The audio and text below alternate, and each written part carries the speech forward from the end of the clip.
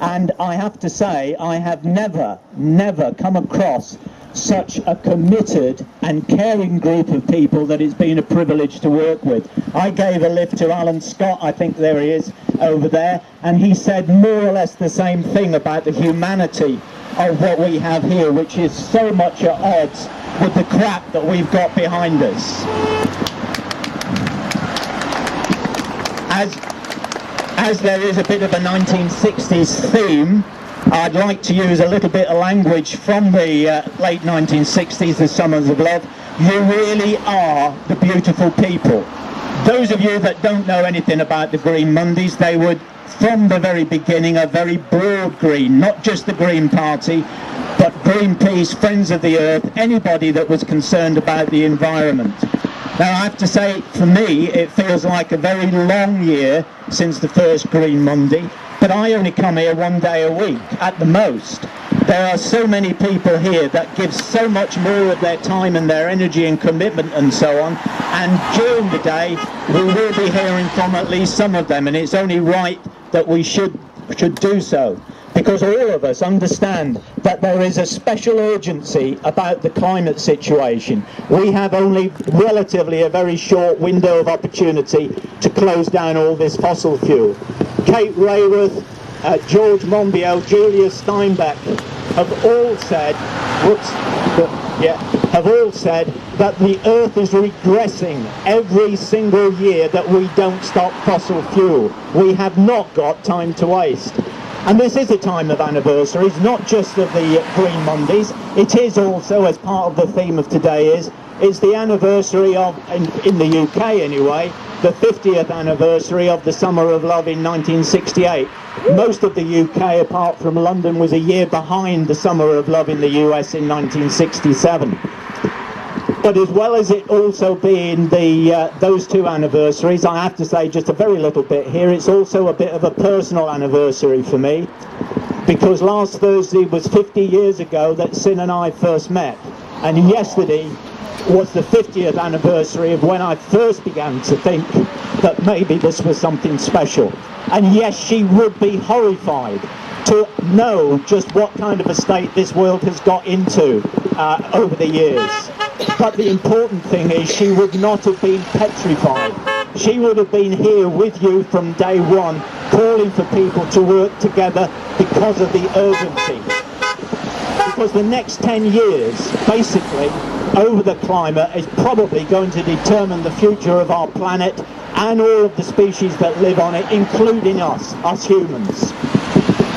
Now, we have lots of speakers for you today. We have Natalie Bennett again from the Green Party. It's so wonderful to have her back again. I think she's just about got the record now. I think she beats you, Jamie. We have Asad Rayman for the first time from War Against Want, which is great. We have Jamie Peters again, who's running neck and neck with Natalie for the number of appearances here.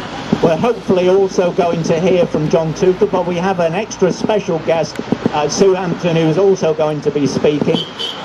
And if there's time, because we also have music, recorded music and live music from two wonderful people that have come all the way down from Keswick today. So a big round of applause for yourselves and for Bruin and for John, who have made the effort to come here today.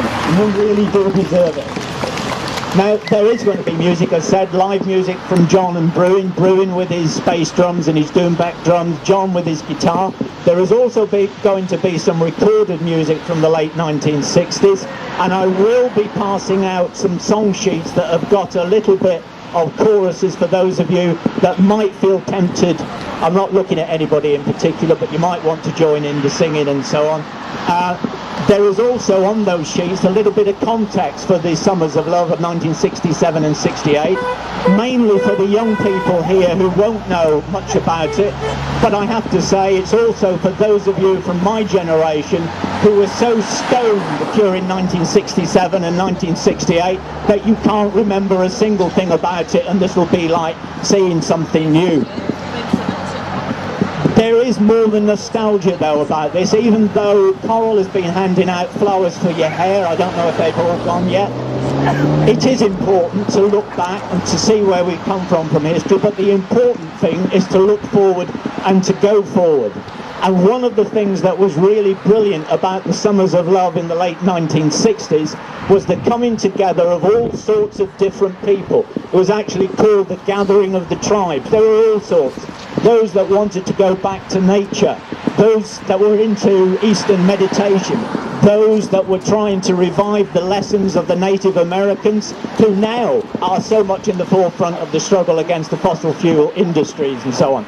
And yes, there were the New Left and the Yippies and so on, but the important thing is that they came together and they worked together, not just to set up communes, but because it actually answered to a very basic human need, which is the desire for connection and community. And out of that culture, that counterculture of the 1960s, there also came radical protest movements.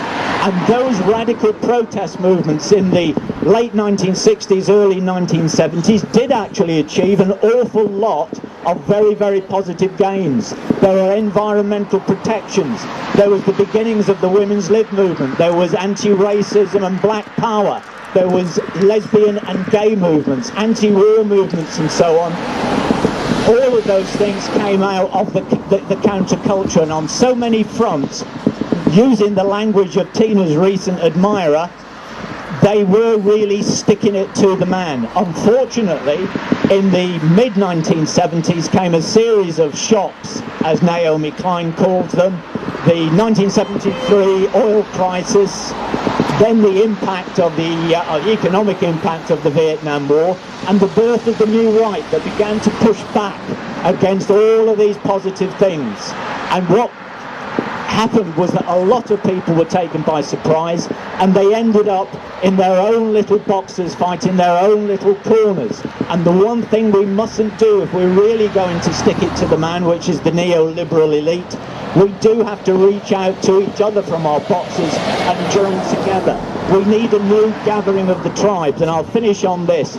If there is one thing that rammed it home to me just last month, why we do need to reach out of our own boxes and join together in a combined way, whether we're red, green or whatever.